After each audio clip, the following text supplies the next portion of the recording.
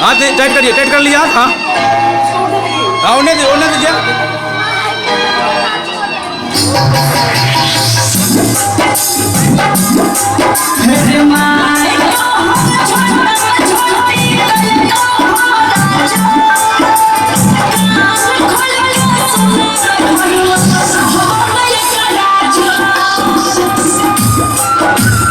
सामने झुकना नहीं, ठीक है ना?